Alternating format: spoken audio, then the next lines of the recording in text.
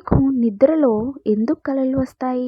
Hello everyone, welcome to today's interesting topic. మనందరికీ నిద్రలో కలలు వస్తాయి కదా.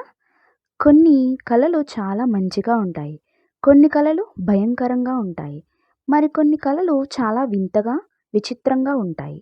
ఒక్కసారి మనం ఆకాశంలో ఎగురుతున్నట్టుగా అనిపిస్తుంది, మరోసారి చాలా రోజులుగా కనిపించని వాళ్ళను కలలో చూస్తాం. కానీ ఒక ప్రశ్న ఉంది, మనకు నిద్రలో కలలు ఎందుకొస్తాయి? ఇది చాలామందికి ఉండే ఆసక్తికరమైన ప్రశ్న. ఇప్పుడు దీన్ని చాలా సింపుల్గా అర్థం చేసుకుందాం. మన శరీరం నిద్రపోతున్నప్పుడు కూడా మన మెదడు మాత్రం పూర్తిగా ఆగిపోదు. అది ఇంకా పనిచేస్తూనే ఉంటుంది.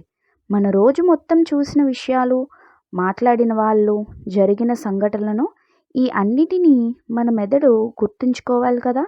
అందుకే మనం నిద్రపోతున్నప్పుడు మన మెదడు ఆ సమాచారం అంతా సర్దుబాటు చేస్తుంది. ఈ సమయంలోనే మనకు కలలు వస్తాయి. శాస్త్రవేత్తలు చెబుతున్న ప్రకారం మనకు ఎక్కువగా కలలు వచ్చే సమయం రెమ్ స్లీప్ అని ఒక దశ. రెమ్ అంటే ర్యాపిడ్ ఐ మూమెంట్. ఈ సమయంలో మన కళ్ళు కొంచెం కదులుతుంటాయి మరియు మన మెదడు చాలా యాక్టివ్గా ఉంటుంది. అప్పుడు మన మెదడు వివిధ చిత్రాలు, ఆలోచనలు, సంఘటనలు ఇవన్నీ కలిపి ఒక కథలా తయారు చేస్తుంది. అదే మనం కలగా చూస్తాం. ఇంకో ఆసక్తికరమైన విషయం ఏంటంటే, మనకు రోజులో జరిగిన విషయాలు కొన్నిసార్లు కలలో కనిపిస్తాయి. ఉదాహరణకి మన స్కూల్, మన ఫ్రెండ్స్ లేదా మనం వెళ్ళిన ఒక ప్రదేశం, ఇవి అన్నీ కలల్లో కనిపించవచ్చు. ఇంకా ఒక కారణం కూడా ఉంది.